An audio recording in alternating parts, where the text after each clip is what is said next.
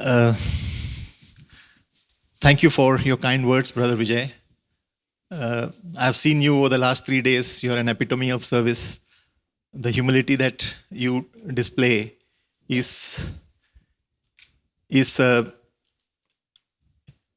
is common that I see in almost every devotee of Bhagawan, and that's the inherent divinity that radiates in the form of service to all of us.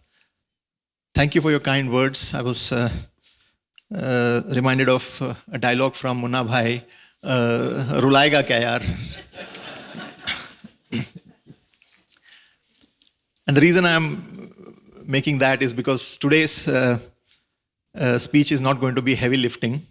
I promise that today we'll be speaking more about the companionship and less about the eternal aspect. We did the Jnana Marga and the Karma Marga yesterday. Today let's enjoy the Bhakti Marga part. And because that's the beauty of our Lord, is it not? He has given all kinds of experiences to all of us. He has given us the sweetness of His love, and He has taken us to the heights of ecstasy of oneness. He has given us all experiences. It's all out there for us to open our eyes, open ourselves, open our beings to those experiences and make it our own. That's why He is the Purna Avatar. He's everything put into that one small form which is infinite, right? This is a beautiful symbol of Sai infinity. It's not 100, it's Sai infinity, right? And whoever has designed this logo, hats off. It's a fantastic thing. And what bhajans today, my God, yesterday and today, I think unbelievable. I should when you are in the Jnana Marga part, yesterday I was more engrossed with what am I going to say, and it was too heavily loaded on my head, and I was too enmeshed in the framework. I did not enjoy it as much as I did today. Today I was immersed. I was in Prasanthi Nilayam. I closed my eyes. I did not, and even if you open the eyes, you see Prasanthi Nilayam, right? It's unbelievable. It's unbelievable. Today was an unbelievable experience. It was as if the Guru Purnima, where the international devotees, or the Christmas time where international devotees would come and sing in Prasanthi Nilayam in Swami's presence. It was like that, completely like that. And hats off to the organization that has continued to maintain those high qualities, right? Continue to maintain that high quality. It's not easy. I mean, I'm sure there'll be so much of screening going on, so much of practice, how to, match your voices with somebody else. I see that it's not single singing here. Two of you are singing together. I can't even imagine how much of practice it takes, being musically challenged that I am. So, what we'll do anyway. Coming to the companion part, I'm reminded of a beautiful Sufi song, which used to be my favorite, which continues to be my favorite. In that there is one beautiful line which the singer says, it's Abida Parveen's song. She says, "Akl ke madrase se ut, akl ke madrase se ut, ishq ke mahkade mein aa." It's a beautiful. It says, get up from the akl ka madrasa, the school, the madrasa of the intellect, and come to the intoxication of love. It's a beautiful invitation. Ishq ke mahkade mein aa. Come to the intoxication, the tavern of love. Forget all that intellectual. Come, and that's Bhagawan. Yesterday we saw the divinity aspect of Him, the unreachable, the infinite aspect. Yesterday we went here, right? We went to the infinite. Today we are coming to the form. Let's discuss about the form. And I was so happy yesterday to hear my other Bombay brother speak about the whole thing, that I think we should dwell a little bit about the common thread that all of us traverse as we come towards the Divine Lord. My life was the same. It's the same middle class Bombay life. Uncertain about my future, uncertain about anything, no direction, nothing. I remember as a child, I had friends who would bully me a lot. In my 7th class, I was a small, sweet-looking kid, and I was to be bullied in my 7th class. And as a defense mechanism, I had picked up, spikes around me, and those spikes were words. I would use the choicest of expletives to push them back, and I could, as I say, I could make a sailor blush with my language, as they say, and that was something that had continued up to my 12th class. Every sentence was filled with an expletive, and because you have to project a strong image, you have to project something. That, okay, I am invincible, kind of a thing. The body attachment, because of the life experiences, what Swami says, that leave the body attachment, is not the body attachment to this body, only the physical aspect of the body. It is your self-belief about what you are, what you have experienced, the collective, the vasanas, not just over the years, over the lifetimes, but over the years as a childhood, the childhood trauma, the childhood experience, they all accumulate. And that creates a complete imprisonment, a cage that we don't see for ourselves. And just as Bhagawan gives that beautiful example of the ember, which brings out the ash, and the ash covers the ember itself. And it is the Divine Master who blows away those ashes and makes that ember shine throughout. So my story today, dear brothers and sisters, as I walk you through the various phases of my life with Swami, is all about Bhagavan breaking those one by one, those beliefs that I have put around myself, and trying to free me from those things. I'm not saying that I'm free now. I have got still a ton of barriers to break. As I grow, I see, oh my God, this itself is there. Oh, one more to be broken. This is a vestige of my past. That needs to be broken. And I think that's the reason I'm telling this story, is that's the journey of all of us. Each one of us are traversing with this same journey, where you're slowly, as you read Bhagavan's literature, as you become aware of certain aspects of his teachings, you see some vestige of your anatma, which is not your true self, and you discard that, right? And the love of Swami, the ishq ka maikada, that tavern of the intoxicated tavern of love, is the anesthesia that he gives when he performs that surgery of breaking it down, right? That's the intoxication. That love is the anesthesia, so that you don't feel the pain of he performing that surgery. I think that's a good image to keep in our mind as we listen to the story, because I know that when you listen to somebody else's story, there is also one part of your anatma, part of each one of your anatma that comes up. Why he? Why not me? Why did I not get that chance? Understand that this is one individual who was picked up from the streets, one expletive spewing young kid, teenager who was picked from the streets and was worked upon.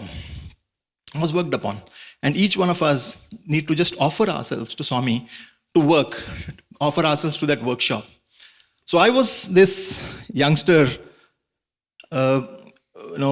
I was, even before my 7th class incidents, I was a young, what shall I say, vivacious boisterous young child, monkeying around with a towel, tuck under the chaddi and going around like Hanuman, burning the entire Lanka kind of a thing. My grandparents. So these were wonderful memories of me, right? Where my grandfather would really come, pick me, take a towel and put it inside my chaddi and then go. And he'll do. And then I would go, jumping around table and putting my mother on fire and my father on fire and all those things. That's the beauty of having grandparents at home. And in all those things, I remember seeing my father meditating here and there, and the saddest part was that he would every once in a while pull me to sit and meditate. And how can you make a monkey sit and meditate, right? The monkey's biggest challenge is itching.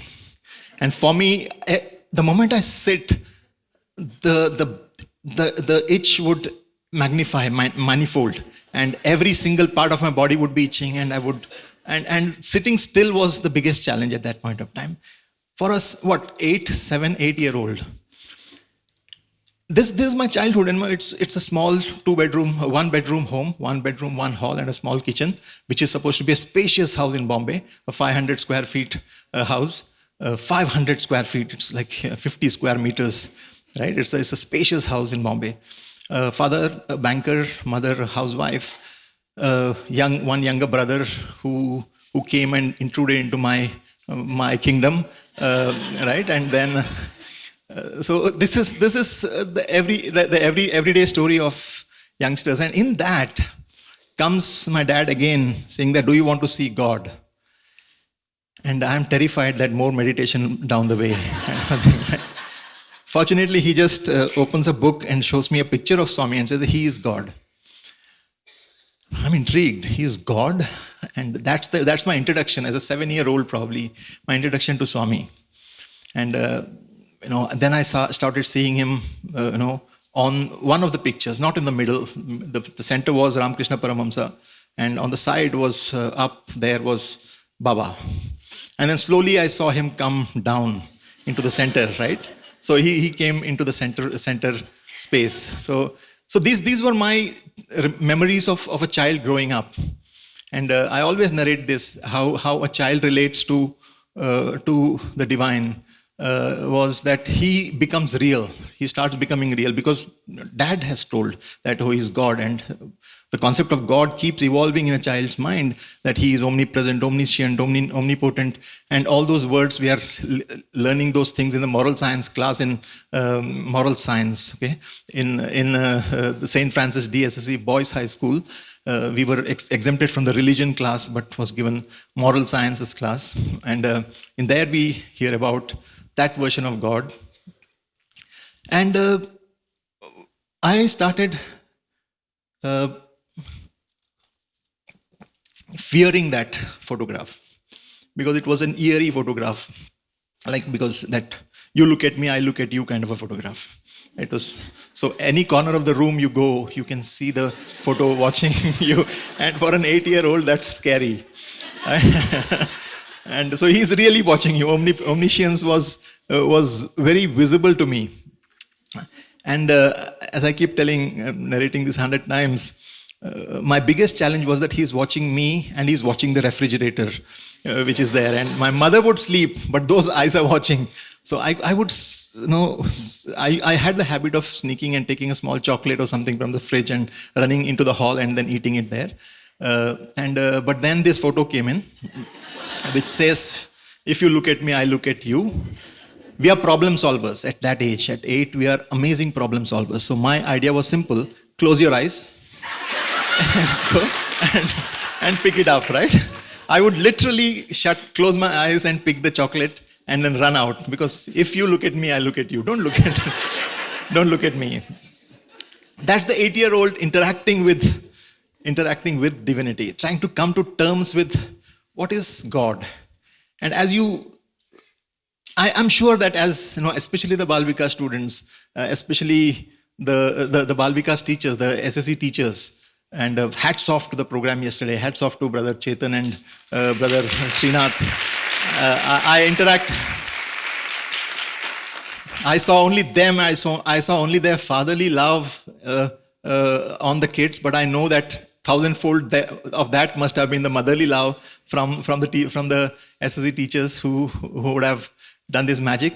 But that's the image that they are forming. They have their own story, their own relationship forming, their own mental models, their own heartful models coming in of incorporating Swami into their lives. Why is it that we have the young adults coming in and working with so much of passion, even after graduating, and looking back at that Bal Vikas thing, oh my God, what did we really do all those things? I was impressed with those two youngsters who were comparing the program.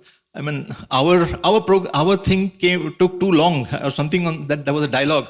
Oh, this project came across too easily, but ours used to take longer. So they are looking at they're grown up. They are seeing the childishness of those activities, because now there is no more Santa Claus. They know that there is no Santa Claus. They have grown up, but yet there is that passion or that fondness of that experience as a child. So that beauty of the childhood continues, I think. So that's how I was forming this relationship with Bhagawan. And then we got a chance to come to Parthi. That was my only middle class family. I'm now an adult, 51, but always thinking like a 17-year-old. So only visit with my parents that we as a family took like 15 days off and went booked a train ticket all the way to Puttaparthi, from there to Tirupati, and Tirupati to Madurai, to Rameshwaram, to Kanyakumari, and then Indira Gandhi passed away. Right? And we were stuck in Kanyakumari. I still remember as a 10-year-old all these memories, but the brightest of the memories of the sands of Puttaparthi, and that footprint on the sands of time, and the jump after the darshan to grab that sand from that one footprint. And I know I still have those. My father has kept some of those, because he would tell me that footprint, look at that, you should pick that. And he would ensure that footprint of that sand picked up from the footprint was covered in a piece of paper, and that paper was kept on the heart of my grandmother as she passed away, my grandfather. And that's the kind of association that forms with the divine. To me, it was a difficult period, because those 4 or 5 days spent in Prasanthi, 1 week that we spent in Prasanthi Nilayam was an amazing one. But at the same time, the strictness of the Sevadals hit me even then. Right? And those things. And I remember as a 10-year-old, I remember that. Right? And I remember standing in the line for going into the bhajan hall, and all feeling quite big, saying that I will hold the line so that my dad can come, and then Sevadal shooing me away, not for children, get out, kind of a thing. And these are memories that have etched. But then after coming back, I had a dream. As a child, I had a dream of Bhagawan coming, me playing with the sand and making a mountain, Bhagawan coming all the way. And first I see the Sevadal coming. Right? It's, oh my God, it's like the chief Sevadal who has come, who's going to scold me for playing. And then Baba sits down with me and starts playing that in that sand. This is how we children form that bond with the Lord. And that memory has etched. As a 10-year-old, that happens. And as we grow, as we proceed, that relationship, the innocence of the relationship disappears, and new relationships are formed. You start revisiting that. Remember SSC level 2 to 3, 3 to 4, that things are changing, the relationships are changing, right? And we need to accommodate that with conversations, with meaningful conversations, meaningful discussions with the kids. And that's the reason I'm walking through the discussion. I came to my 10th class, where was a most important experience, where I shared, for the first time, I learned to share a good news with the Lord. Till then it was fear of God. And when I got 80% in 10th class, which was a big deal at that point of time, not a very big deal, but I make it a big deal. But then, coming home and finding nobody home to share it. My parents were all out. I coming to that same photograph that was staring at me all through and guarding the chocolates. To him, I went and said that I got 80%. I got 80%. I got 80%. I got 80%, right? And then was the first memory of an experience of the joy multiplying manifold, joy into infinity when you share it with the divine. That was my first memory, and it stays with me because that's when I had formed a bond with that photograph that was different from the fear. How do we facilitate that? How do we facilitate that for youngsters? Nobody facilitated that for me, but can we actually facilitate that? Can we not? Yesterday we were having a discussion with the young adults, and they were saying that beautiful question that brother asked them is that how many of you have been handed down the divine relationship with Swami? That this relationship has been handed down to me.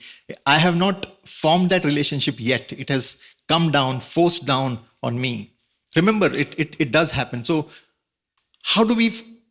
what can we do so that the experiences that we have had with Swami, we who have had the darshan of Bhagawan, we who have had that experience of sitting at his lotus feet and feeling that inspiration, how do we ensure that the next generation and the next generations, the next centuries, form that relationship? That's something that we need to think through, and it cannot be thought through as just one monolith experience. It has to be contextualized with the growth phases of the children. So that was my experience of forming that, changing from that fear of God to love of God thing. And then comes the further questions: is the photograph real? Right? Is the photograph real? Because it's a photograph all said and done. Because now science has come in. You're an adolescent. You're a thinking individual, becoming a mature personality of your own, with your own opinions, with your own expletives, with your own, what shall I say? Male energy. I'm giving from my perspective, right? Which says that I need to establish myself as the alpha, right, of the group. Who's that alpha? Who's that big God, right? Who's that kind of a thing? Is it real? I would not want and probably this is what the Asuric tendencies were, right? What has been magnified in our Puranas, right? Manifold, saying that these were the Asuras who said that, who are you? I am the king. I am Hiranyakashipu. I am more than... actually, I played the role of... I had those dialogues of Hiranyakashipu in one of the dramas. That I had to, who is this God that you are worshipping? And as a father of a child. But I'll come to that later. But that's the emergence of a youngster that comes in and asks the question, is he listening to me? Why am I wasting my time? Why am I wasting my time? I would rather, study. And if I have not studied, I am too, I have more dignity in me than to go and beg of him to help me pass the exam. Right? So these were the thoughts of the 17-year-old coming into my mind. And that's when Dad threw the bombshell saying that you're going to Puttaparthi. I told you, I got one more trip. No, for the entrance exam. I told, what? My friends, everything, my whole life is in Bombay there. And, I pride myself as a Bombay boy. And what is Puttaparthi? Where is it in Andhra Pradesh? Andhera, it's dark and, I was limited mentality, right? The word formations, these are the word associations for me. Where am I going? And even in Puttaparthi, even in Bombay, that place where Mahakali Caves Road and Dharmakshetra is called Andheri. So what Andheri and Andhra.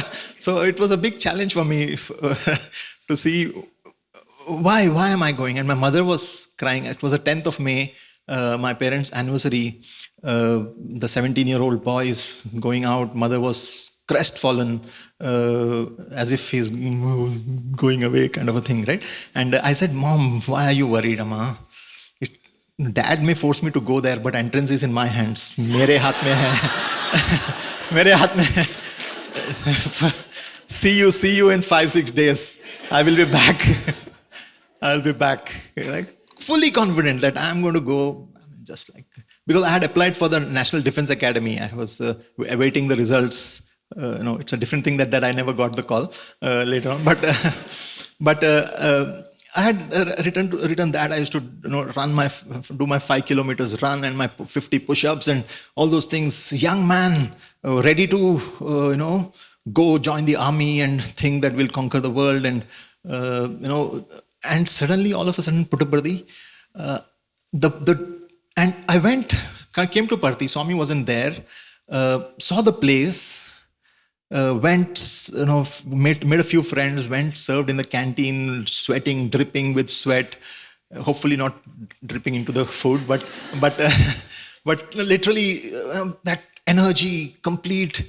And then going and sitting, finding out some shady place in that blaze of sunshine, right? In that blaze of sunshine, and going and trying to find a shade where we can sit and study a little bit more, and so that I can prepare for the entrance. Because by then, that panic had come in. What if I don't get in here?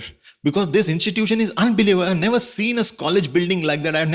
We managed to slowly sneak, sneak around the Sevadal and enter the Vidyagiri Stadium, and found another pathway from behind the hills to enter the stadium. All adventures, right? Because they said that you cannot go in.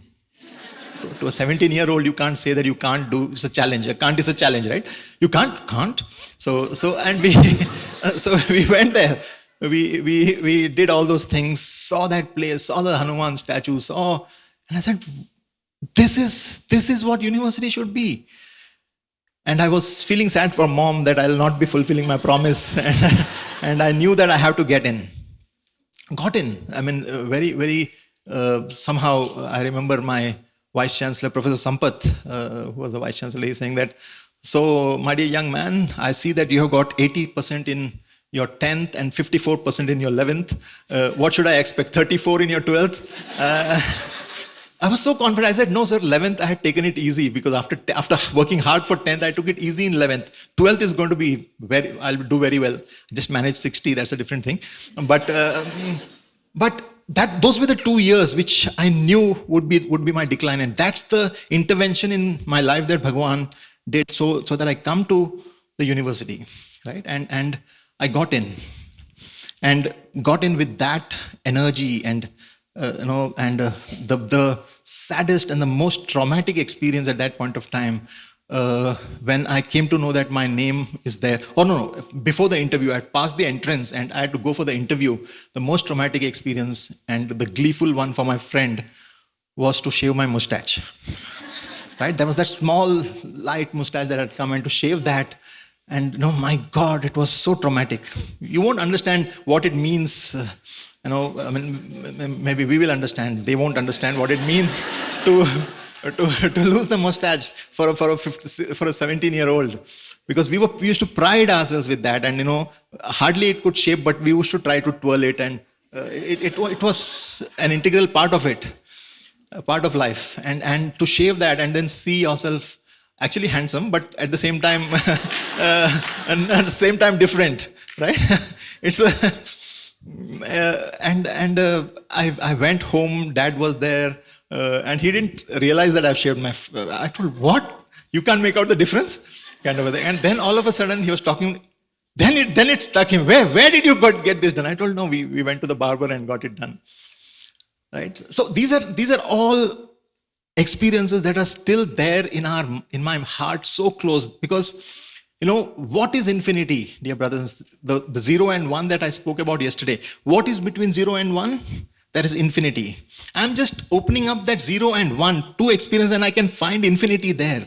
And that I can relive an entire lifetime in those small experiences. Swami has not even entered physically in my life, but there is still so much of joy. The reason I'm spending so much time here is that all this is still just an idea of Baba.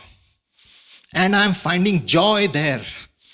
Bhagawan physically has not even entered in these 17 years of life. And yet, there is so much of joy, there's so much of laughter in this auditorium about a boy's adventure of finding God.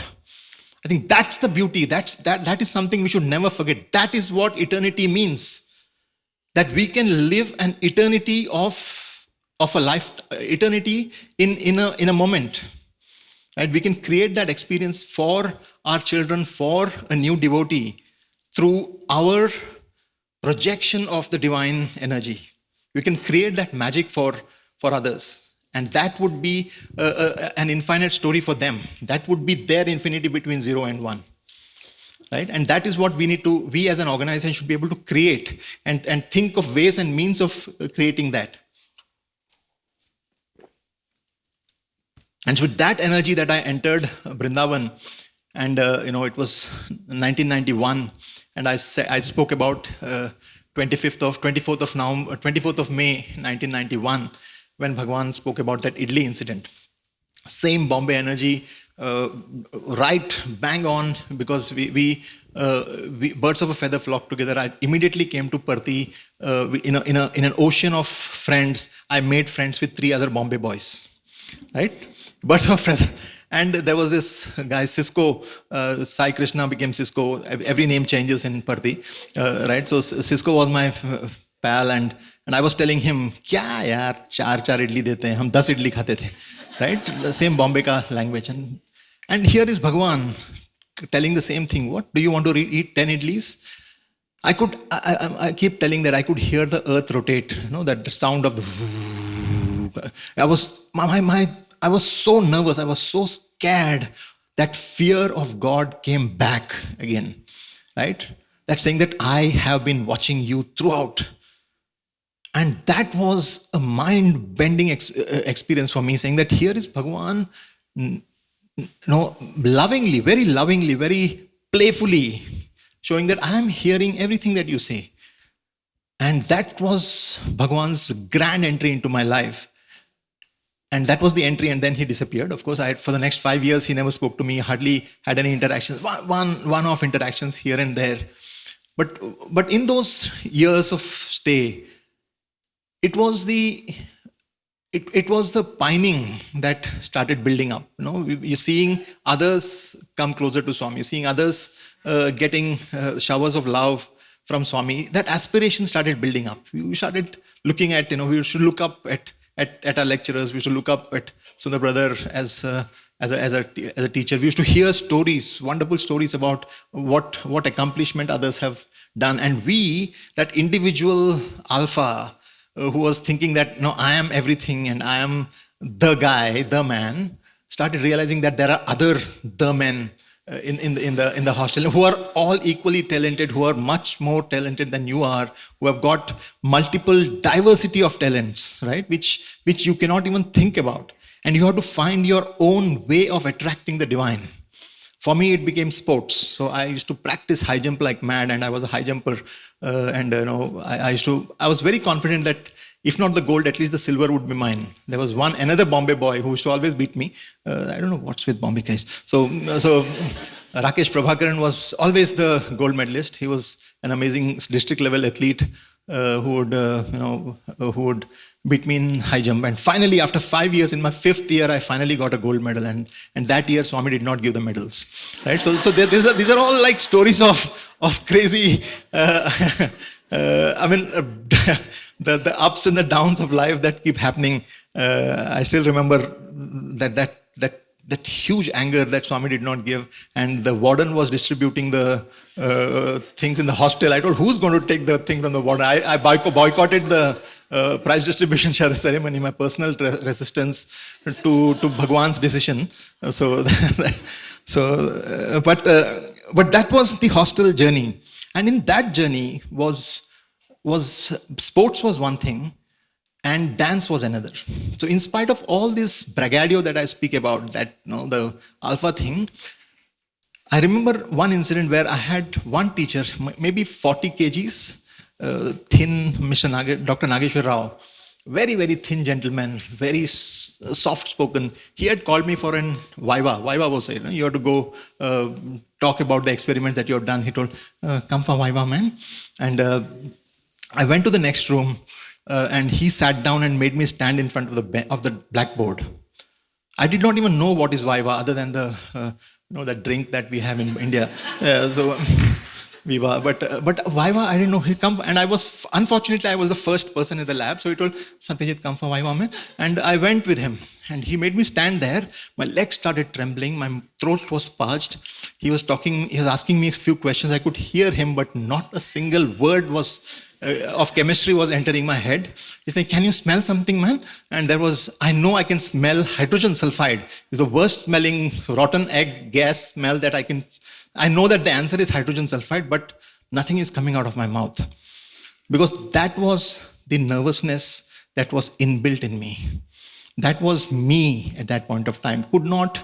I could make all the noise sitting in the crowd with the boys, hidden anonymity, hidden in the power of the peers. In the protection of my peers, I was a rowdy, I was a king, but alone, I was like that. Have you seen that video of that pup that keeps barking at the neighbor when the master is holding it? And then when the master goes away, it sits like that. So that those peer group was my master, right? The pressure, the power that the peers have on you in the teenage. Understand that for Group 4 and for the young adults. Yesterday we had an understanding amongst the young adults that there is something called YYA and OYA. That means young adults and the old young adults. So because it's 18 to 40, so we made that distinction. So this is probably more true for the Group 4 and the YYAs, right? Where the peers hold an unbelievable amount of pressure on us. And that's what Bhagawan dismantles. That's what Bhagawan dismantles first. So anyway, I was that nervous kid. I was not able to answer. Giving you a picture of what it was to be from Bombay after 17 years, 12 years of education, no courage to speak, to give the answer to a teacher. I can write exams, I can finish all those things, but no ability to speak. And that's when I found drama, that's when I found dance, that's when I found sports, right? The importance of cultural events. Yesterday I was talking to the kids, SSC kids and the parents of the SSC, that the kind of personality development that happens through all those other things is unbelievable, right? I can see my Ganas here when I did the Shiva Tandava. I was Shiva and my friend here, and they were all the Ganas. They were doing the Shiva Tandava. And that Shiva Tandava was an unbelievable experience. Before that, I was doing, my choreographer is sitting there, Dr. Sundarayar. He made us do ball dance. Can you imagine? Right? We were in our black pants and white polo neck t-shirts. We did break dance. We did Bharatnatyam. In polo neck t-shirts, we did Bharatnatyam. The creativity, the complete, absolute freedom to create something new and offer it to Bhagawan on the stage, on the ground, to create something new, saying that fusion of the West and the East, once some unbelievable music that we had come. And brother comes in the middle. He said that he had told us all, guys, don't get surprised if something unusual happens during the thing. We have what we have not practiced. And we were doing all the dance, and suddenly Sundaraya sir comes with 2 fire torches and is blowing fire all over the place. I mean, it's unthinkable, the kind of magic that used to happen in that institution. So what I'm saying is Bhagawan has created an entire, even before he picked me up, he has allowed me to marinate in the system that he has created. That's what this is, right? This is we preparing youngsters, preparing leaders of the future by marinating in this experience. Fighting with one another, young adults struggling against the old young adults and the elders, and all that is part of the marination process, is part of the soaking before the actual wash and the tumble dry is going to happen, right? I mean, you don't know yet what the next phase is going to be, right? There is going to be tumbling in life. And this is all the preparation. And he allowed the system to create that. And for that boy who was shivering and trembling in his feet to perform in front of 10,000 people, a Shiva Tandava dance. You can imagine what it meant to that youngster, right? To get that photograph with Swami as a Shiva, right, and to ride a bike from the ground to the to Mandir, ride pillion dressed as Shiva, right? You can imagine Shiva sitting on a motorcycle and going, I mean, on the roads of Puttaparthi, right? And fortunately, my friend took me because mine was the last dance. And then I went, Swami had already gone for dinner. He had gone inside and all the photographs were over. I'd come late. I was sitting just outside the interview room and my mustache fell, right? And mustache fell, and with all that jata and this and all those and makeup, I was looking like a girl, right? And that mustache was the only saving grace, and that fell. And Swami came. I tried, putting it back. And I applied some spit to it and tried. All the what shall I say? The heartless friends of mine started. They were hissing, right? Again, you are dressed as a Shiva, being catcalled, right? These are the experiences that Bhagawan, this is the marination that happens. And then Bhagawan comes out and, oh, Shiva! Oh, come. He holds my hand. I have that photograph with me, standing like this next to Swami. Swami holding my hand, me holding the mustache in my hand, right? and a memory of a lifetime. Having done Shiva Tandava, Ban Gaya, Shiva Ban Gaya was the dialogue of the Hyderabad coach who had come to teach us. Bharatnatyam, Kathak, Kuchipudi, approximations of all those things we would do in the programs.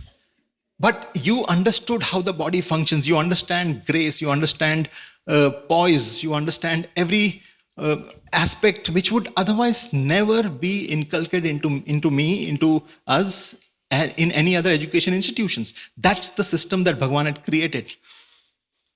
And then came dramatics. So, I played the role of Sahadeva, I played the role of Saint Peter, I played the role of the light boy, and then I got this role where I was the father of a child, the lead role of a child who has a hole in his heart. So I fight back, saying that, what's all this, somebody's saying Narayana Mantram, that song, and I shout. My aim during all the practice sessions was, after that thing, I should go and ask hey, did I reach the entire red on the what's it called? The mic, that mixer? Did I reach the maximum? Then stop this singing, kind of a thing. My only was that, can I shout loud enough for it to reach the red thing? And enough, man, slow down is what my friends used to say. But the way the drama was written was that, it's as if I'm Hiranyakashipu stopping the Narayana Mantram song. But I'm actually the boy, and I still remember seeing Swami come for the rehearsal. Swami is looking at the Narayana Mantram, and from this side I enter and stop. I remember Swami's eye, looking, who's this guy? And that was that look.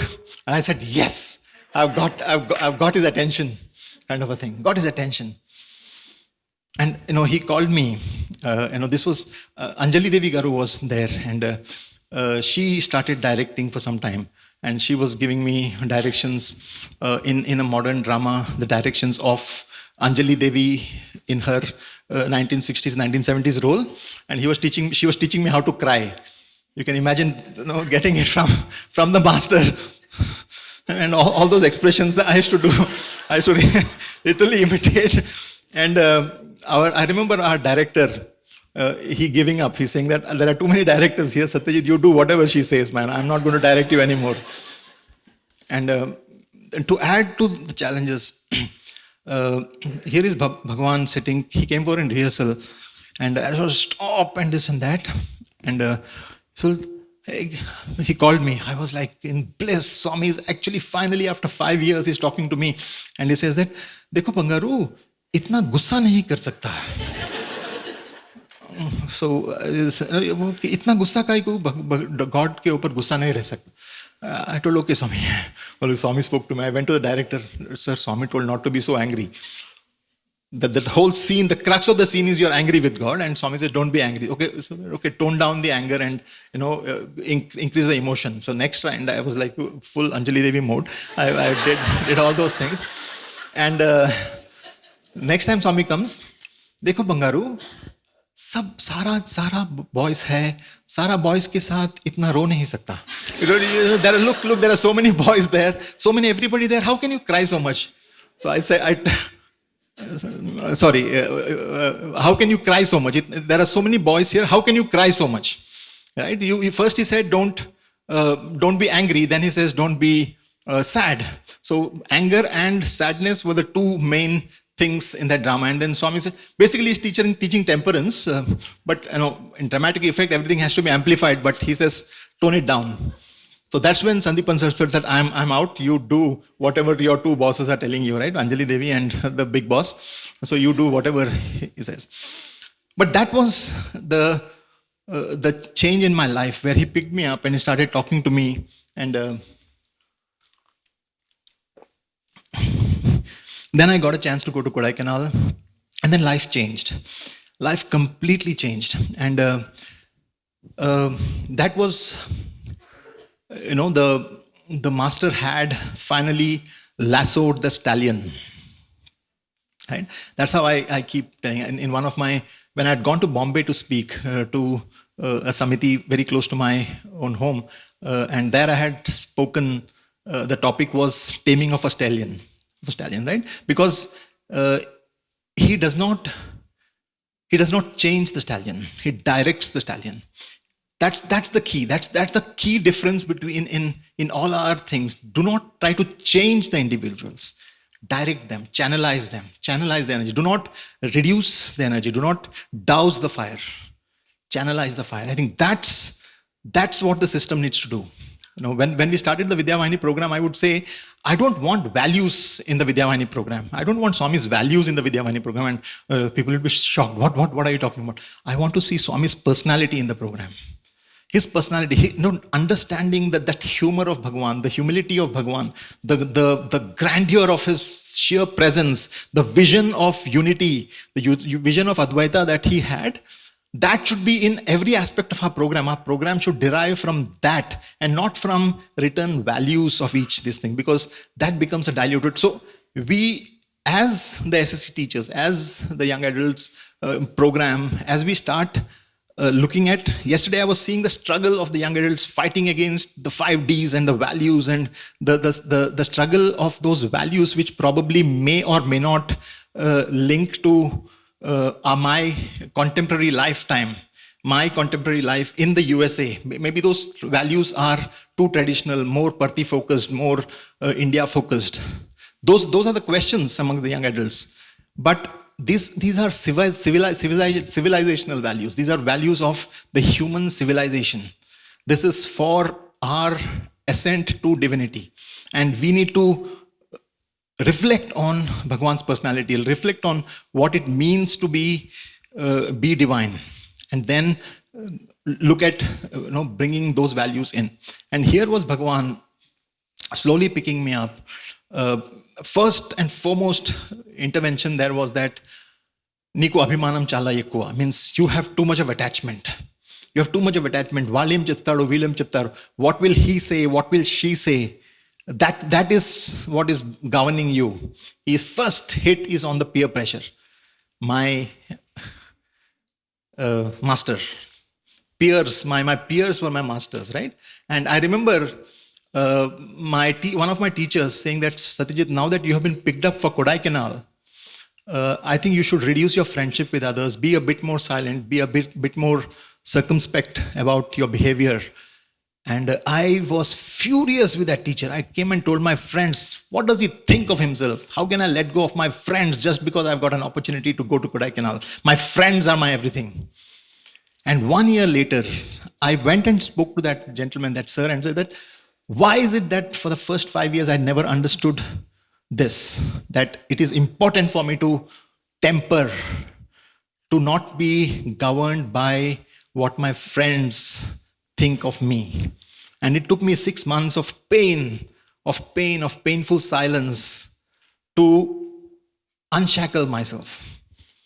And that's a very painful experience. To be committed to a higher cause needs you to let go of your past selves, of your I wouldn't say baggages, but of some linkages that's probably tying you down. And that's not an easy process, because that is part of yourself. Your friendship is your body attachment. Body attachment is not just, when say that you should let go of body attachment, the only example that comes is that if I'm getting poked by a pin, will I not react? That's the only concept of body attachment that we have. But these are body attachments. Our relationship, our house, our profession, our belief about ourselves, my professional identity. Right? How will my professional identity come in, what shall I say, will it come in the way of my spiritual identity? Big discussions that I've heard in groups, in group discussions. We define these identities for ourselves, and those are all part of our body attachment. And he hits on those things. Yavartho matladoddu, don't talk to others.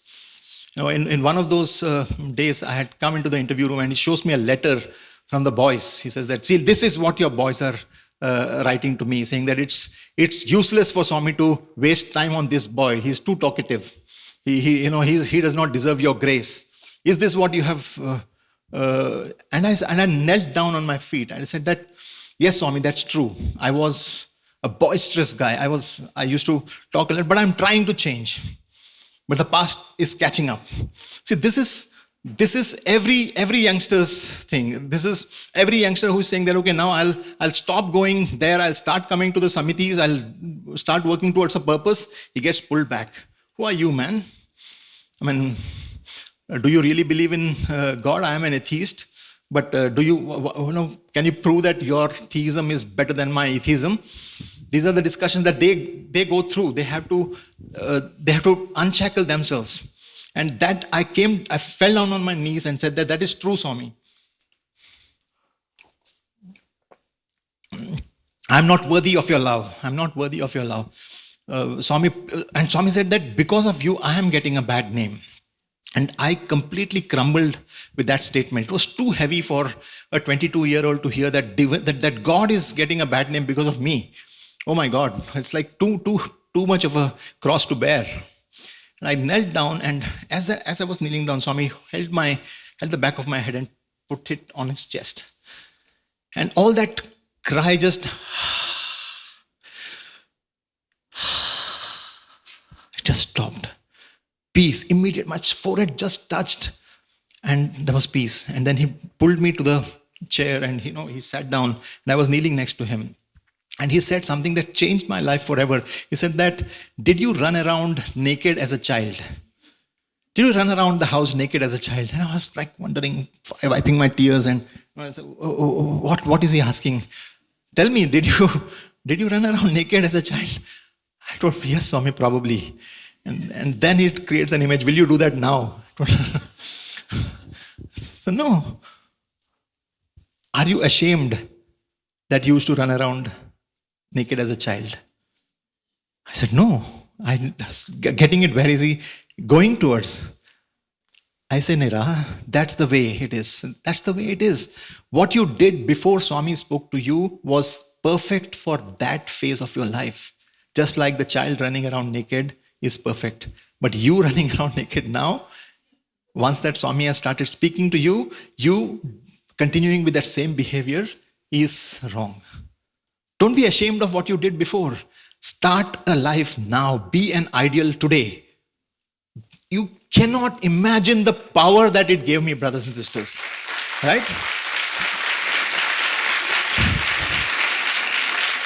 Saying that, let go, your past is gone. Right now you can make a new beginning.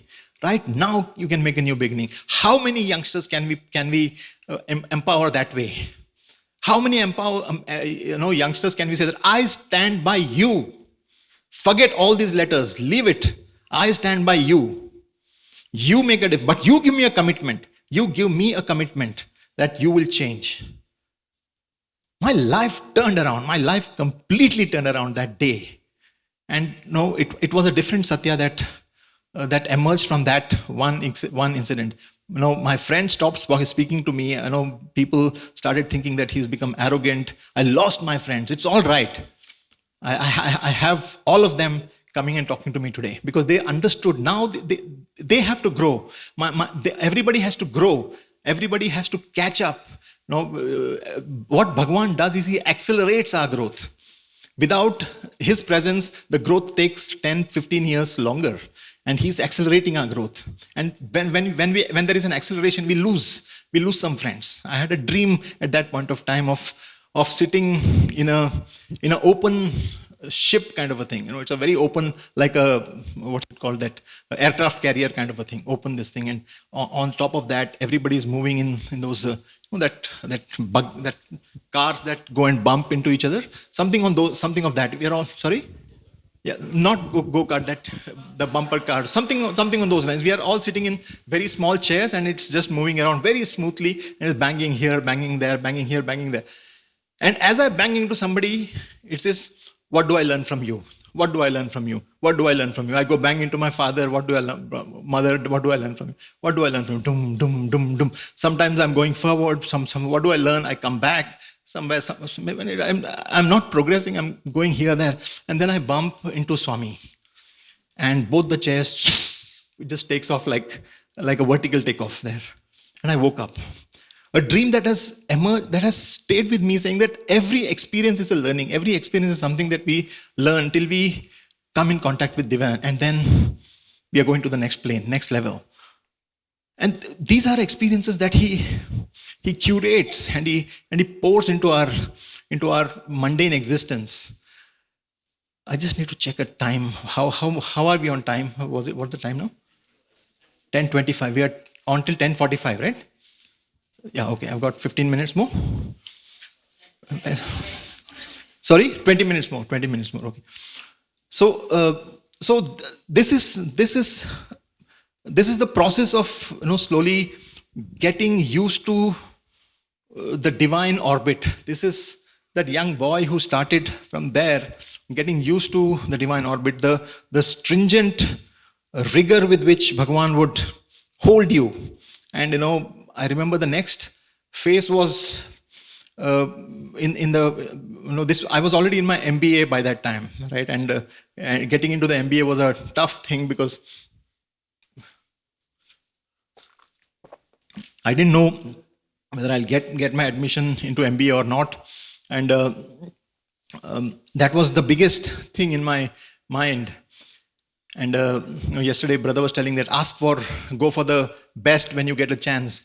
And I got an interview. I got a chance to go into the interview. After 5 years of my stay in Prasanthi Nilayam, for the first time I stepped into the interview room inside to bring laddus for distribution. And I was taking the laddu out, and Swami said, "Hey, come here." I handed over the laddu, I remember, to my friend Sanjay, and I gave it to Sanjay Singh, not the Sanjay, right? And I gave it to him, and then he walked. He walked out, and Bhagawan said, "Come here. What do you want?" This is before Swami started speaking to. What do you want? I'm surprised, Swami, what do you want? Swami, I want you, Swami. That is different, sir. What do you want? Tell me. Swami, only you, Swami. Tell her, what do you want? The most important thing in my head is admission in MBA, right? So I told Swami, MBA seat, Swami. Swami actually held my collar, right? He put my neck and said, "Go ask the Vice Chancellor." All right, that is his department, go. Then I told, no, come back to the original answer. Only you, Swami, only you. And I started crying, right? And I said, only you, Swami. I mean, but he brings out, he teaches you, that there are other departments, other gods and godheads that you can ask the smaller things in life. When you are with me, ask only for me, right? I remember drama was my gateway to Bhagawan, right? Because of that drama, he had seen me, and I was then so close to him. So the next year, when I was close to Bhagawan, obviously they knew that I was going to be the star cast for that drama, right? And Sandeepan had written the entire drama around me as the main character, and I was like super excited. He had spoken to that, and then he came and told Swami about the drama and about this is the script and this is what, and instead of the character he was telling, this is what Satyajit would be doing instead of so. And Swami said, "Bahut chala santosham, bahut acha, very, very good, very good." And then he said, so I used to go every day to the interview room, spend about 15, 20 minutes with Swami, then go inside, have a meal. He would sit there and see me eat. So this was my everyday experience, spending time, and then again come and sit with the Vice Chancellor, Registrar, and the Controller. We used to call them VCR. And all the three would come sit, and I got to spend about an hour with Swami every day, every afternoon, from about 2:45 to 3:45, and then Swami would go for darshan. And he said, Swami said, so from tomorrow onwards, go do the drama. Acha practice kar sakta hai. You can do good practice. You don't come here tomorrow onwards. I don't know, Swami, the practice can be done in the evening and other times, Swami. No. You can practice a lot. You do the practice.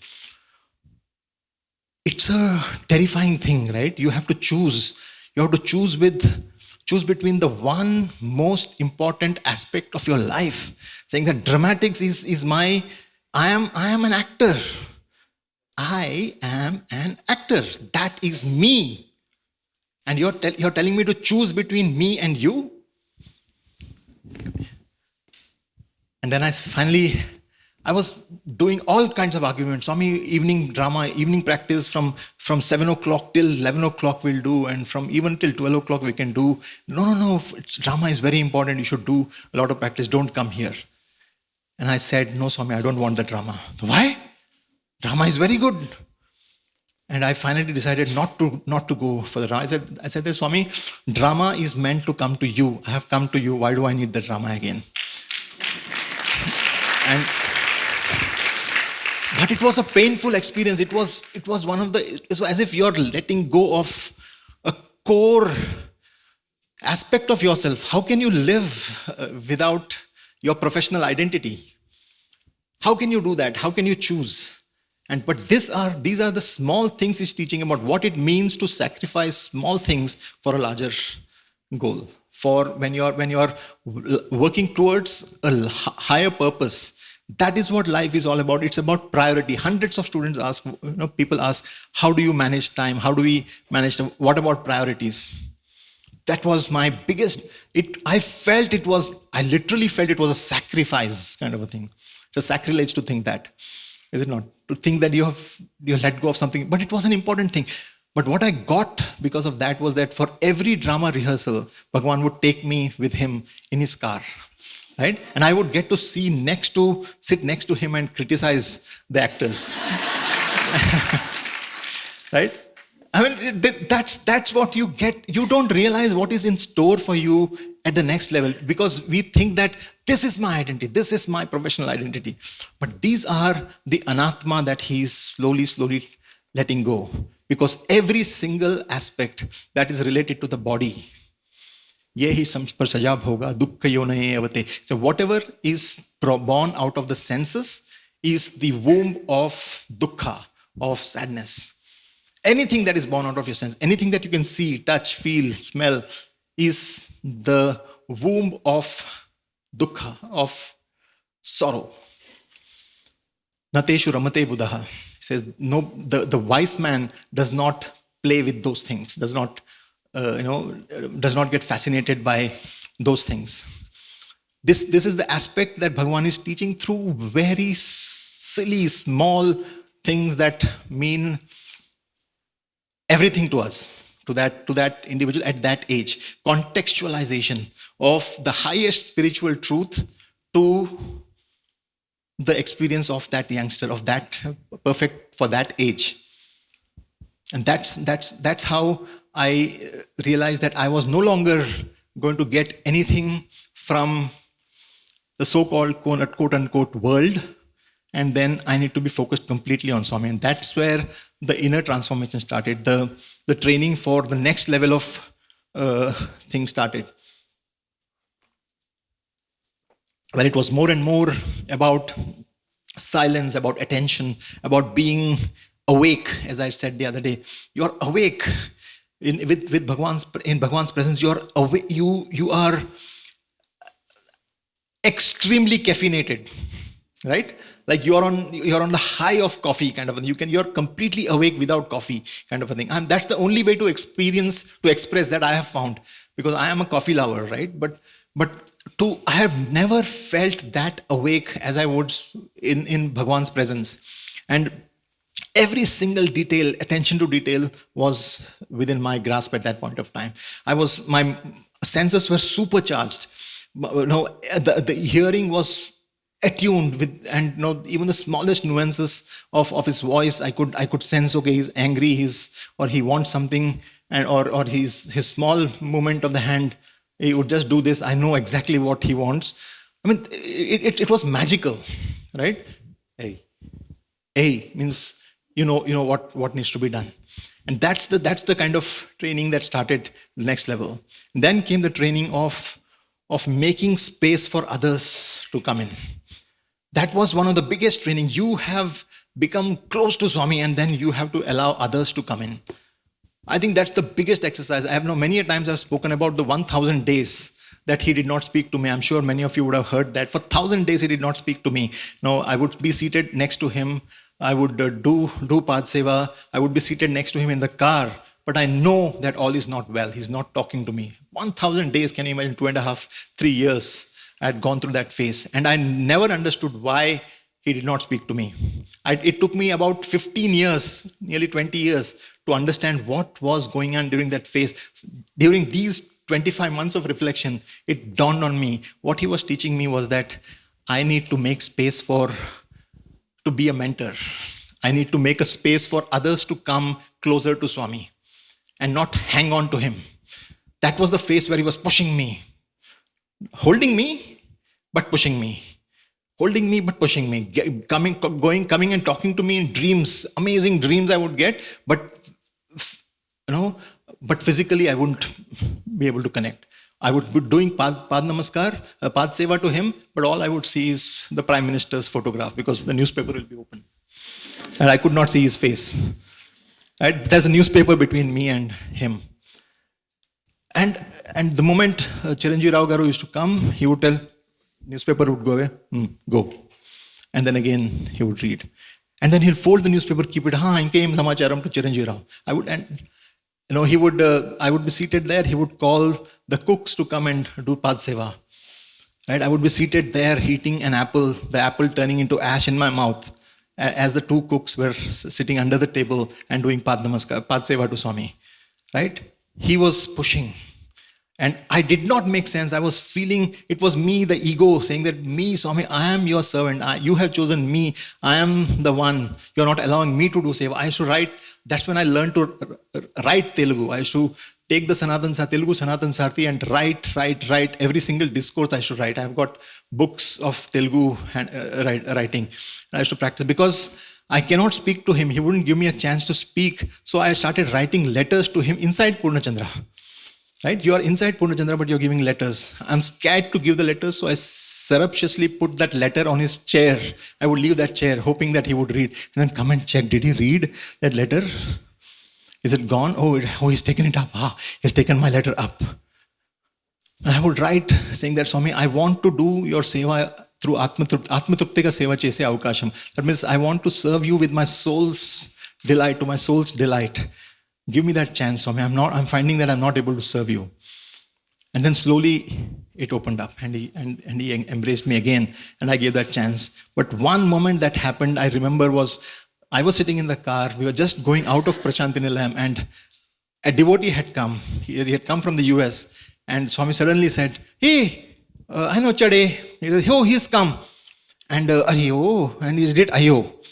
Then I realized that he wanted to allow that man to sit. So I told Swami, should I get down, Swami? Can I ask him to sit? Bangaru. That's the most common word, right? Bangaru cha. I cried because for 3 years I had thirsted for that word.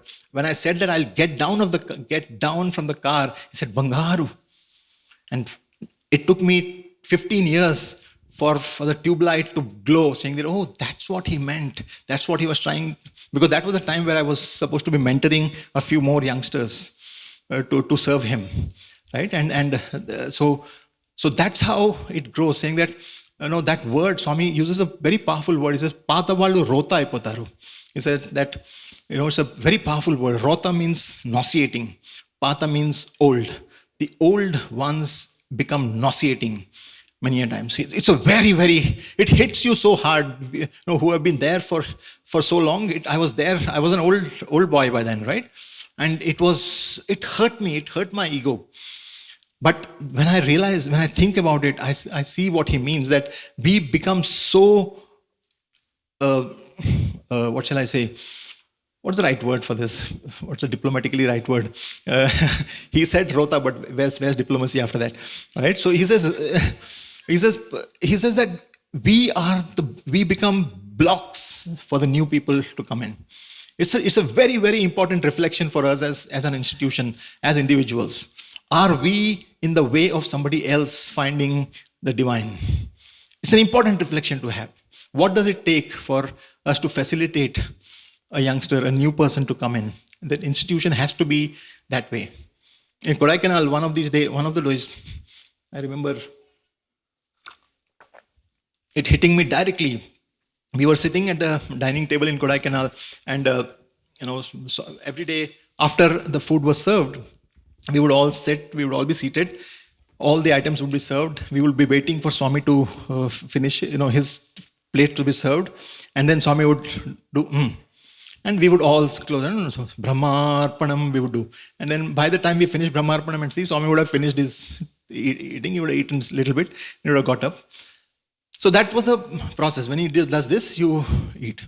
So one of those days, there were two foreigners who had come to Westerners, and they were sitting at the first table. And as soon as things were served on the table, they started eating. Somebody they were eating. And we were all blasphemy. My God, these guys have eaten without Brahmarpanam in front of Swami, even before Swami ate, kind of a thing, right? It was the most blasphemous thing. So Swami looked at them, Chala Santosham. He put his hand on the shoulder of somebody. He went to coolly, walked to the next table, spoke something to that table. Then he came to the second. They were in the first table. So second table on that side. The third table he came here. Fourth table he went. He spoke something to the boys. He put his arms around the shoulders of the boys and said something. And the boys were all talking to. But I was like focused only razor sharp on Swami. I was saying that I will not talk to anybody else. I was in that phase. So unfortunately, he did not come to my table. So he finished all those things. All the boys were buzzing. I was like, why are you talking so much? And Swami went, sat at his table. They served him, and Swami told him. And so I wanted to lead with that. So I closed. Oh, nobody's following. I opened my eyes. Everybody's looking at me, and Swami is looking at me doing this. Apparently, Swami had gone to every table and said that, listen, these two new people have already started eating. Now, if you say Brahmarpanam, they will feel bad. Do the Brahmarpanam in your mind and eat. You see the adjustment?